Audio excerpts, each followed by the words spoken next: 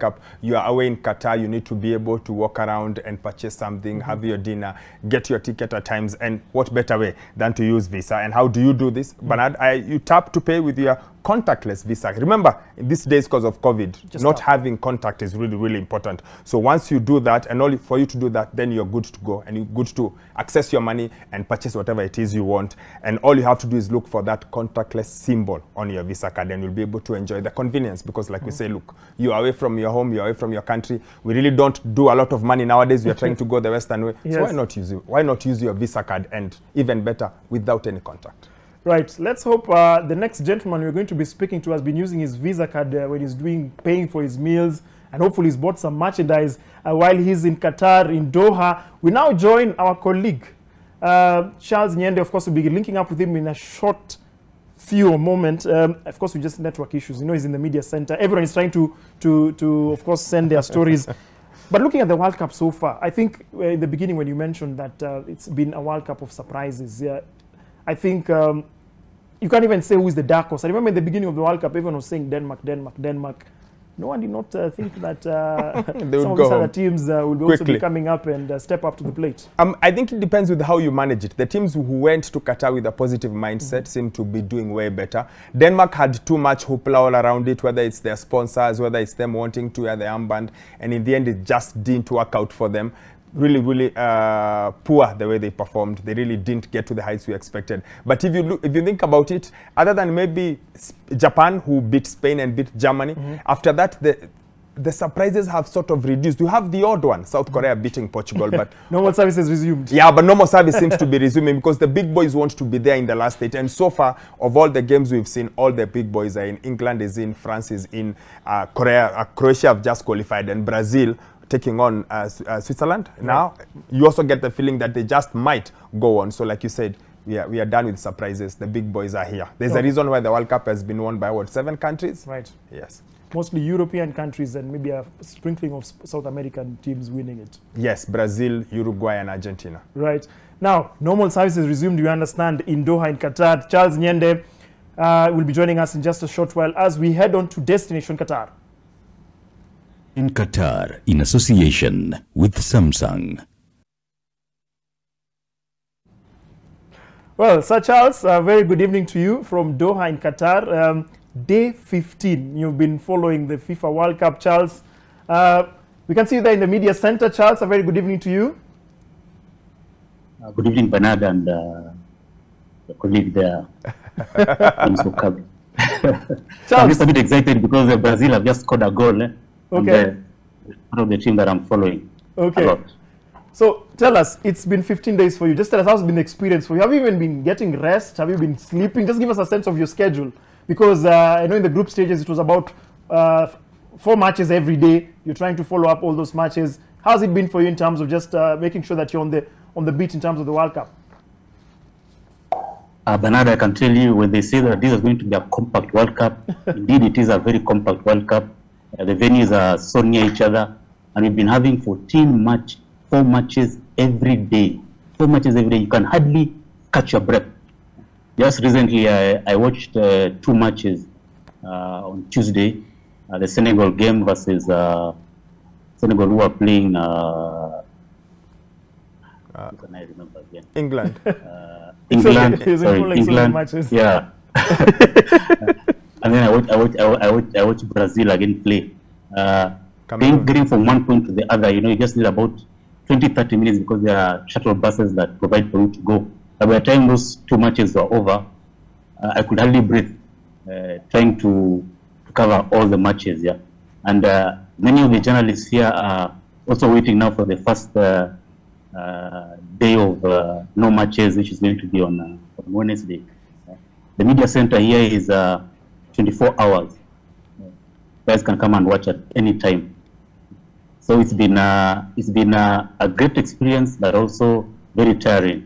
Okay. As we now start heading towards the business end, I think it's going to get even more interesting. I know. Fewer matches.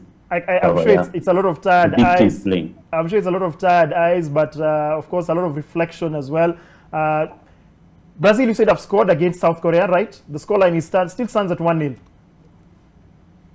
Is it? It's actually 2-0. It's actually they've scored a second one. It's 2-0. Yes. 2-0, they've scored a second. Wow. 2-0. Vinicius with the first one, and then Neymar with the penalty. So it's 2-0 currently. I think they're on course to the last 8.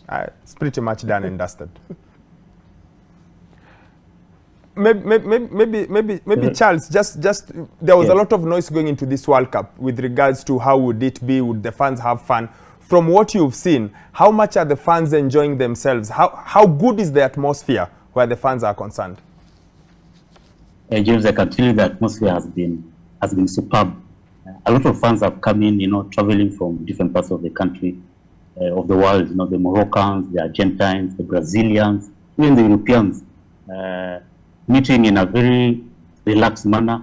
As I told you, here, the only place you can get beer is probably at the fun festival place. The other areas you're not allowed to. And I think it has toned down some of that exuberance that you get with fans in terms of getting too aggressive. So they meet in the metro, they meet in the public places, and even in stadiums, and they mingle as they support the opposing teams. There's only one incident I remember when I was in the metro when some Iranian fans were seated, with their flags. Then at the other end of the carriage, there were some probably Americans, but definitely English-speaking fans who started shouting, USA, USA. And I could tell the Iranians were a bit scared, and at the next stop they walked away. But other than that, I mean, it's all carnival. I mean, it's a football spirit, football atmosphere, and people are supporting whichever teams they belong to, and once your team is knocked out, you shift to the other team as long as you are here. And I think it's going to be a great World Cup. I mean, I've not had any complaints from anybody about anything. The traveling is superb. There is no inconvenience because venues are near to each other, and the organizers, I think the Qatari government, have provided shuttle buses that you see on roads, like trains following each other, and nobody has complained about issues about getting to the venues. And then one other interesting thing is there's hardly that crowding that you typically expect of metropolitan in Europe and even in Africa, because the crowds disperse very quickly, and the network of roads are quite wide, and the big crowding that you get is not here at all. I mean, it's enjoyable, it's relaxed, it's good. Charles, how many matches have you been able to attend? And also, I'm interested in finding out, in the build-up to this year's World Cup, there's a lot of talk about the facilities having air-conditioned features to ensure that the fans can enjoy the matches comfortably. Was that the case? Did you actually experience it? Did you feel the air condition yourself when you're in the stadium? Okay, first, your first question. I think I've attended almost all the matches for every day apart from day when I wasn't able to get a ticket to attend a match. So I would say I've attended 15 matches. Wow, okay, good. Oh, yeah. And secondly, that issue of, you've read about air-conditioned stadiums that the Qatari people are supposed to provide. And I believe this World Cup was supposed to take place in June, when here it's quite hot, temperatures reach 40 degrees. I can tell you it's still hot in the upper 20s. When you get to the stadium, there's just a big difference. I mean, the place is so cool.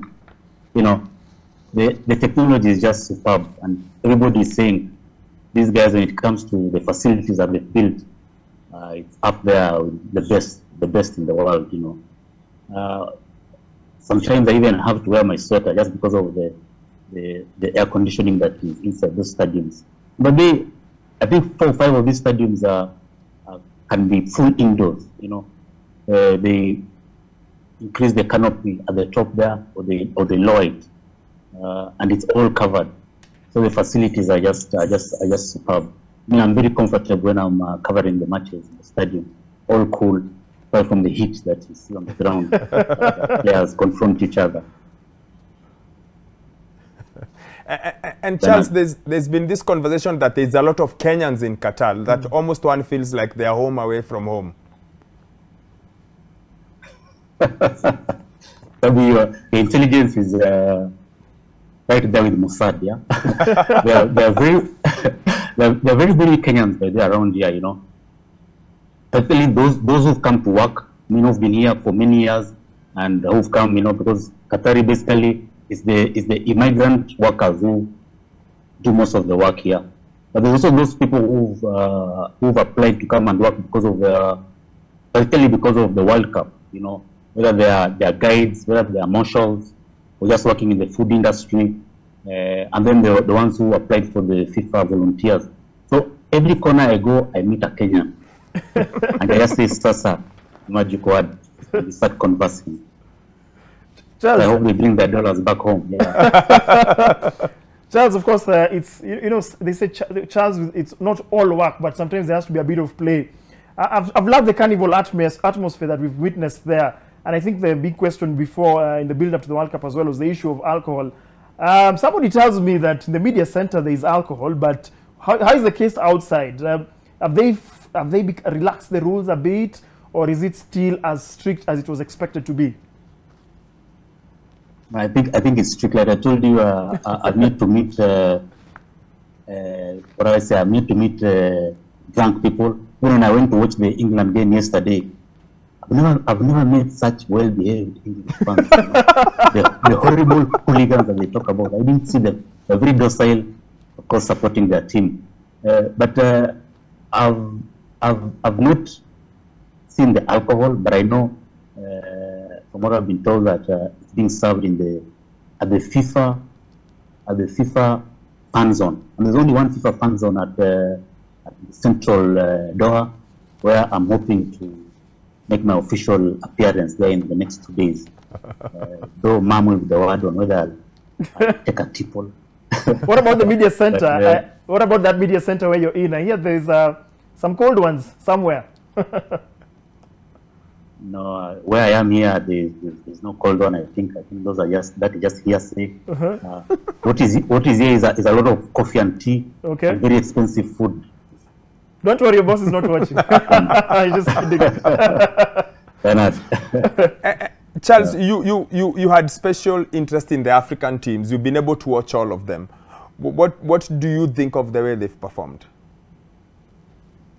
James, initially, I remember when I did my initial previews, I'd actually counted out all of them, maybe apart from Morocco and Senegal. But of course, football is football. And by the time we were going into the final round of matches, all of the 5 African teams had a chance of mathematically qualifying to go to the round of 16, which will have been a history-setting performance, because we've only had 2 African teams qualifying for the second round in the history of the World Cup, twice, I think in 2010 and this edition. But I was a bit disappointed with how our teams performed at the last round of this World Cup.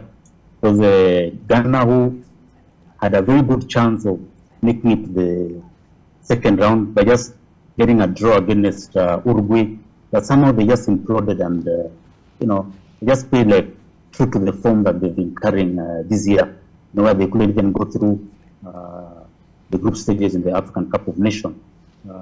Looking at Senegal, something just happened to them yesterday, and I think they've really been affected by the loss of Mane, the loss of Gui, and the other defender, I'm trying to forget his name, Chico Coyote.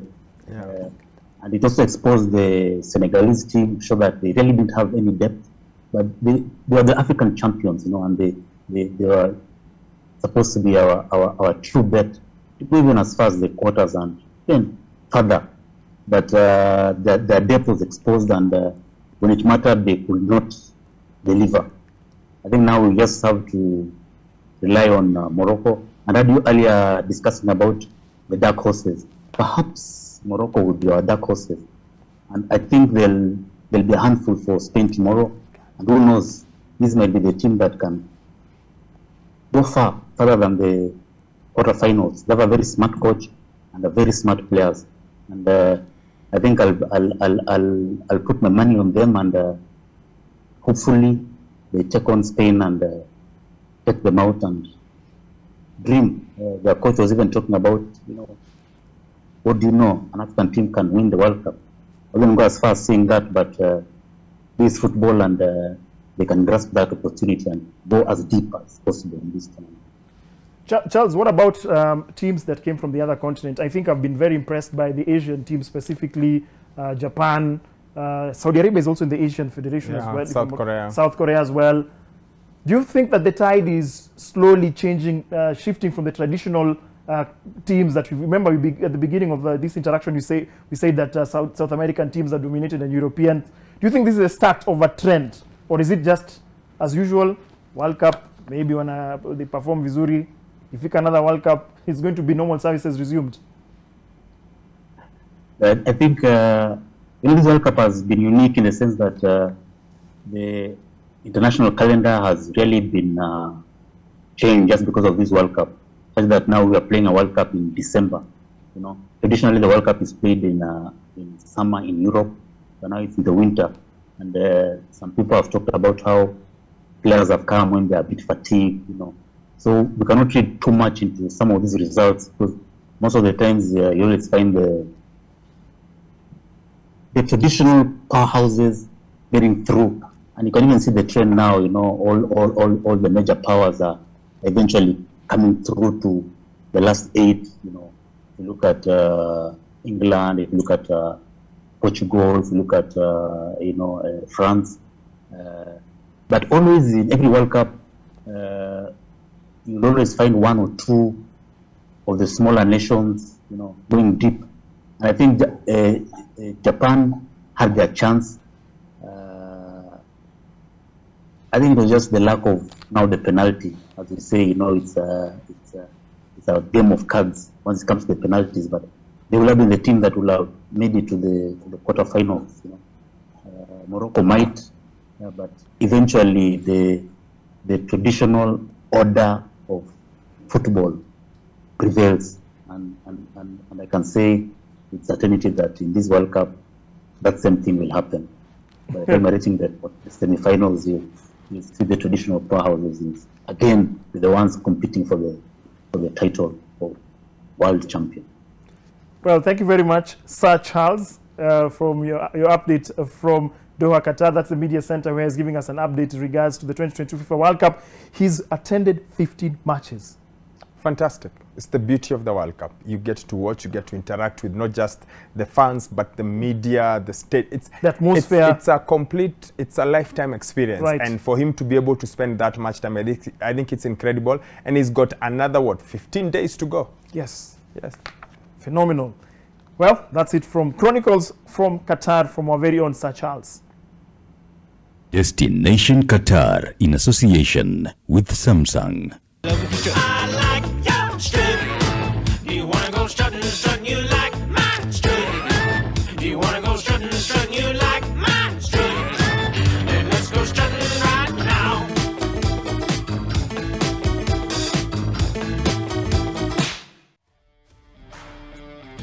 Right. Of course, the interesting thing is that, you know, when it's a World Cup happening, it's almost like the entire globe comes to a standstill.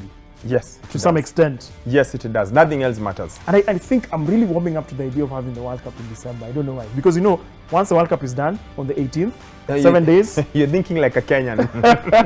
For most Kenyans, December is you relax. You relax. You have a good time. It's your downtime. Yes. So you're thinking from a Kenyan perspective. The World Cup ends on the 18th. Then 7 after days that, later. 7 days is Christmas. Then it's New Year. Yes. Then we'll worry about everything in the New Year. So that's probably maybe what's moving you in that direction. Well, as we count down to the holiday season, I think one thing you need to note is that you can be able to buy a gift beforehand, before the actual rush begins. And I'm holding an Samsung Tab S8 right here. This is something you can perhaps get for your loved one heading towards the holidays. And the thing I like about it is the versatility of it. You're able to structure a lot of things, because right now I'm looking at the feedback, I'm looking at my short notes as well. I'm able to do a lot in just this single tab, because that's one thing I usually try as much as possible, to be able to do so many things at the same time. Yes, the ability to split the screen is really, really good, so that you can do 2 different things at the same time. The size of the screen also really, really good, because you could actually be watching the game. You prefer landscape or portrait? I prefer landscape. No, I'm more landscape. I want to watch it as much as I can. Yeah. And then, of course, you can accessorize it with the S Pen, which once you get it, it also helps you. You're able to make notes as well. So it's really one of those things that really, really, really works. And of course, It's quick, it's speed, it's got good storage size. It's really something that you should have. And like you said, especially in these days when most people are going your way rather than my way, which is the paper, it makes a lot of sense to get the Galaxy Tab T8 series. Right, we take a very short break. Sport One continues after this.